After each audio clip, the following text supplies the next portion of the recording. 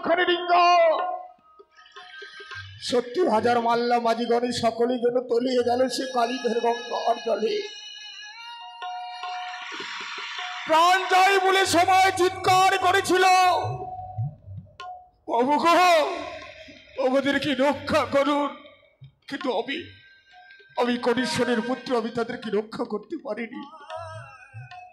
তাই এক এক করে সমস্ত ঢিকাগুলো আমার যেন তলিয়ে গেল সে কালীধর গঙ্গার জলে।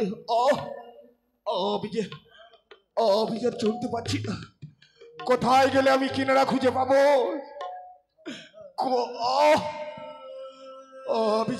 ভগিনী চিরাগ চাঁদের দিক, আজ নবরাত্রি 7 দিন গত হতে চলিল।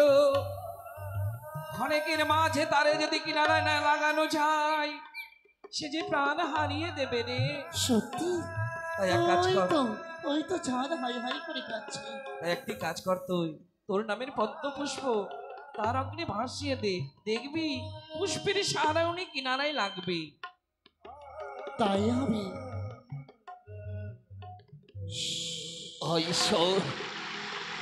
কোথায় গেলে আমি কিনারায় পাবো? একটি বারই শুধু বলে দাও, একটি বারই শুধু। ওই তো আমি সম্মুখে যেন কি দেখতে পাচ্ছি। আমি যাই না কেন, আমি এই মুহূর্তে আমি সে পুষ্পের সাহারায় আমি কিনারায় উঠে আসি। ওই তো সে পদ্ম পুষ্প, তুমি সে জোয়া পর্বতের বেদিনী।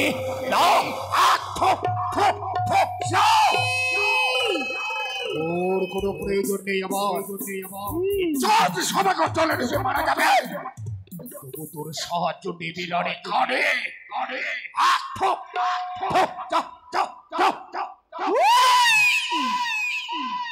ওরে দাম ফিকশন দাওনি, তোকে আমি মেরে ফেলবো।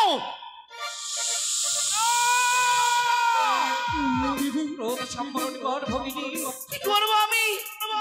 আমার পদ্ম ফুলে ধুধু লালচনা করেছে। ওরে কেন বুঝিসনি? মা হাবাকে মুখের কথা। কি করবো আমি? যে মায়েরা বোঝে না সন্তানের ব্যথা। পুত্র কুপুত্র হতে পারে, কিন্তু মা কুমা তো কখনো হয় না। কি করবো? সহ্য করতে হবে। সহ্য? কেন জানিস না তোর নাম শুনলে অগ্নিশিখার মতো জ্বলে ওঠে। সত্যি? তোর পদ্ম আসনকে কি করে সম্মান দেবে ভাবলি কি করে? কি করবো আমি? এক কাজ কর, বলো। তার জীবনে সবচেয়ে প্রিয় বস্তু হচ্ছে কলার বৃক্ষ। কদর বৃক্ষ? হ্যাঁ। তোমার কথা মতো আমি কদর বৃক্ষ ছুড়ে দেবো। তাই কর। বেশ, এই মুহূর্তে আমি কদর বৃক্ষ ছুড়ে দিলাম। ওই তো ওই জন্য কি একটি ভেসে উঠছে, যাই না কেন এই মুহূর্তে। হয়নি কদরের বৃক্ষ। আজকের দিনে বড় দুঃখে আমি ভাসিয়ে এই কালীধর গঙ্গার জলে। আয় বৃক্ষ, আমাকে এই মুহূর্তে তুই কিনারায় নিয়ে চল।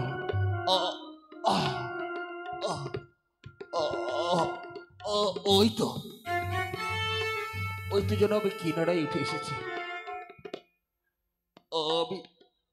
আমি কিনারায় উঠে যাই না কেন, আমি এই মুহূর্তে এই জল থেকে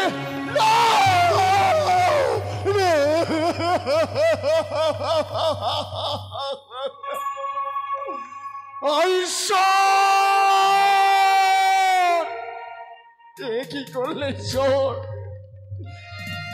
জলমগ্ন অবস্থায় যেন আমার সমস্ত যেন আমার যেন অঙ্গের যেন বস্ত্র যেন খসে পড়েছে। আজকে আমি নিবস্ত্র,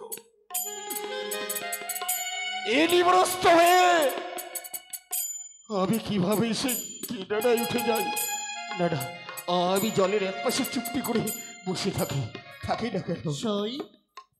সই চাঁদ কিনারায় তো লাগলো, কিন্তু উঠে কেন গেল না? তার কাছে যেতে হবে। কি করব? তার কাছে যেতে হবে স্নান করার ছলনায়। ও স্নান করার ছলে? হ্যাঁ, চলো তাহলে। কিন্তু সাবধান ভগিনী, চাঁদের কাছে যখন পৌঁছে যাব না, হ্যাঁ, তুই ভুল করে আমাকে দিদি বলিস না। ও তাই হবে। দিদি বলি শোন, চাঁদ খেয়ে দিদি মাতাবে। তাহলে সই বলবো তো? চলো সই, চলো সই, চলো সই। এসো স্নান করে গৃহে ফিরে যাবো, রান্না বান্না করতে হবে তো, তাড়াতাড়ি চলে এসো। ওরে বাবা রে!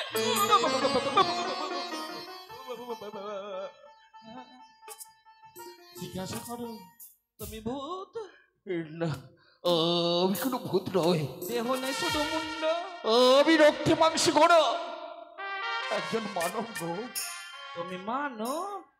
হ্যাঁ, তুমি যদি মানব হও, এটা নারীদের স্নান করা ঘাট, তুমি কেন এখানে গলা ডুবিয়ে বসে আছো? ওগো, আজকের দিনে তোমরা এই ঘর ছেড়ে অন্য ঘরে গিয়ে চুপ করো! তোমার মনের ভাব আমি বুঝতে পেরেছি।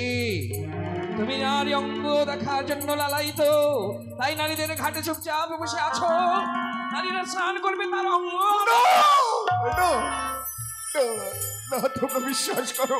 এ মতো ছেড়ে দেবো না, তোমাকে ঢেল ছুটে না, না, আমাকে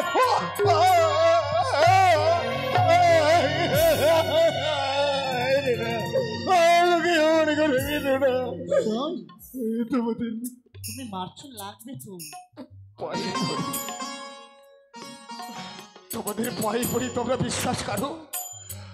আমি চেষ্টা করলো এই ঘর থেকে আমি তোমাদের সম্মুখে দাঁড়াতে পারবো না। কেন পারবে না?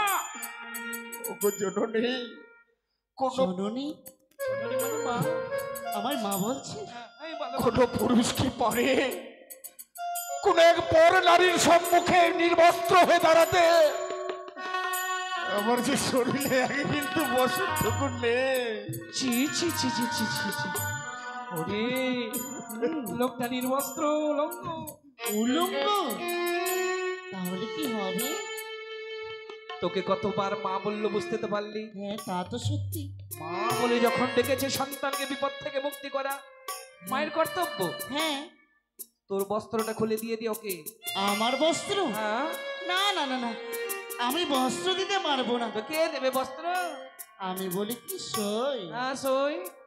তুমি তোমার বস্ত্র খুলে দিয়ে দাও। আমি হ্যাঁ আমার বস্ত্র দেব? হ্যাঁ। মনে যাই, মনে যাই। ও মা, এত 10 হাতের কাপড় মাথায় ঘুমটা জুটে না। কোনটা ওকে দেবো, কোনটা আমি পরবো? আমি দিতে পারবো না।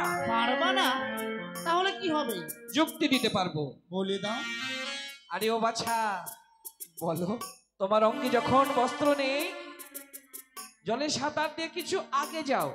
পাশে রয়েছে বিরাট বড় এক শ্মশান। হ্যাঁ, ওই শ্মশানে কতগুলো মরার বস্ত্র তুমি পাবে। সেই মরার বস্ত্র পরে লজ্জা নিবারণ করিবে। কি বললে? ওই মৃত লোকের বৈষ্ণবী পরিধান করবো?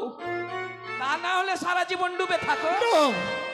না, না, যাও যাও, বেশ, অদূরে শ্মশান রয়েছে। যদি তাই হয়, আজকের দিনে তোমাদের কথা মতো আমি এখান থেকে গিয়ে তোমরা একটু আড়াল হয়ে যাও না গো।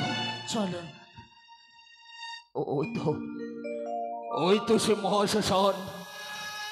দাও দাও করে যেন আগুন জ্বলে, সবার মুখে যেন বল হরি হরি বল, বল হরি হরি বল। হাই নিষ্ঠ রেণু, তুই কি পরিহাস! এই চাঁদ এক হাত দিয়ে কত বস্ত্রহীনকে বস্ত্র দান করেছিল, আজ সে মোড়ার ওই ছিন্ন বস্ত্র পরিধান করবে। এই কি ছিল আমার ভাগ্যে? কেন কেন বারবার তুমি আমাকে কাঁদাও গুরুদেব? কেন কেন কেন?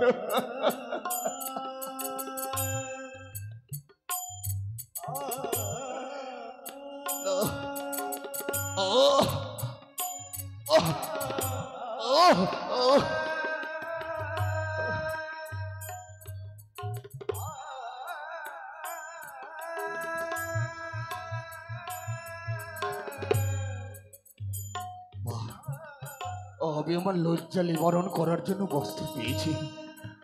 আমি যাই না কেন, এই মুহূর্তে যত শীঘ্রই হোক আমাকে চম্পকনগরে ফিরে যেতে হবে।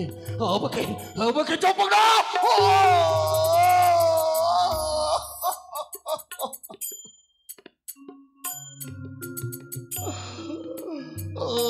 আমি যে ক্ষুধু ছেলে সহ্য করতে পারছি না। ভগবান, কেন কেন সবকিছু থাকতে আমাকে তুমি নিঃস্ব করে দিলে গুরুদেব? কেন কেন? সাজো হে সাজো ও হে নররাজ, সাজো হে ভিখারি সাজো,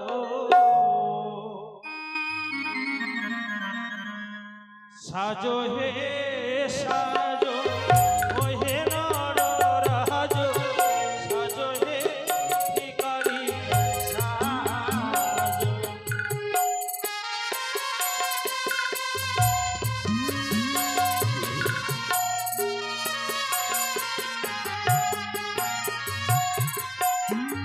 কাঁধে নাও ভিক্ষার ঝুলি, মুখে বলো হরি হরি, ভিক্ষা করো তুমি যাহারে যাহারে।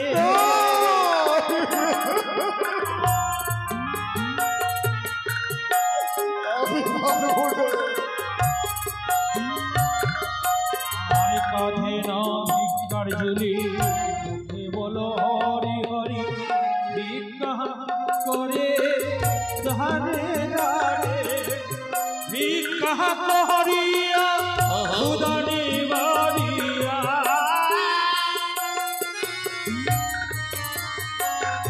আর ভিক্ষা করিয়া উদানি বাড়িয়া, যাহাবে তুমি যাহারে। রাজন, তোমাকে যে ভিখারি সাজতে হবে। তোমার না ক্ষুধার্ত, মানে ক্ষুধা পেয়েছে।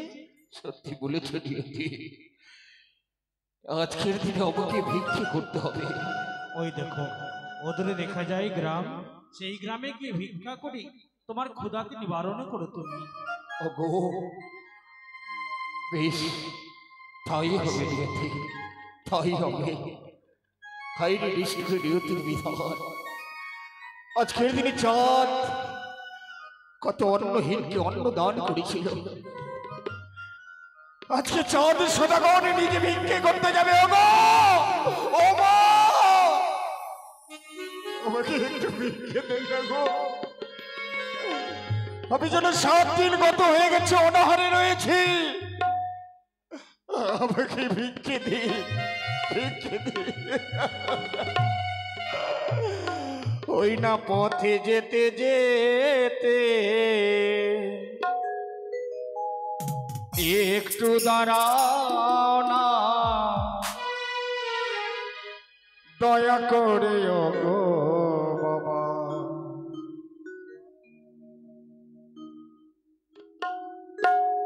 একটি পয়সা দিন না, দয়া করে ওগো বাবা, একটি পয়সা দেন না।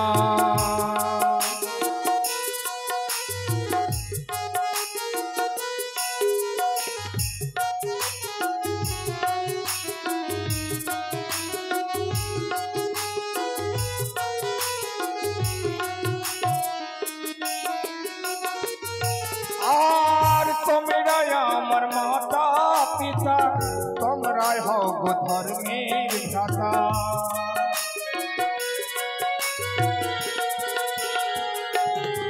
মা তোমরা হও গো মাতা পিতা, তোমরা হও যে ধর্মের ভ্রাতা।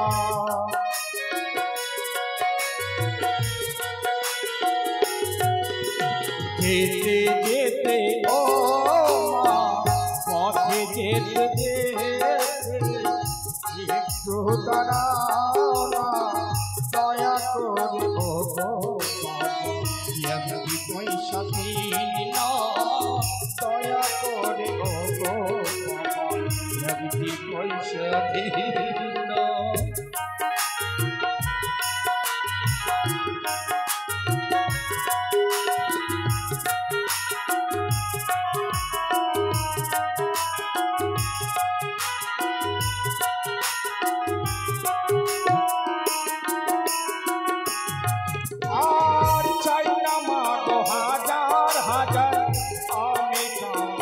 জগৎ মাঝে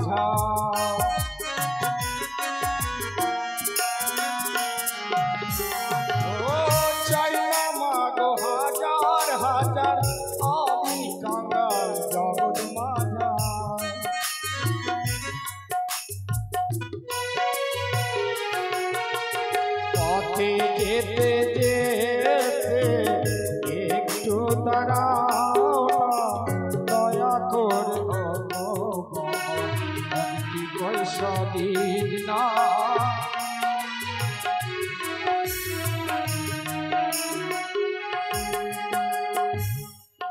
আজ এক গণক ব্রাহ্মণ এসে বলে গেল, রাত্রি 12টার পর 700 ডাকাতের সর্দার আমার রাজ্যে প্রবেশ করে হয়তো মূল্যরত্ন চুরি করে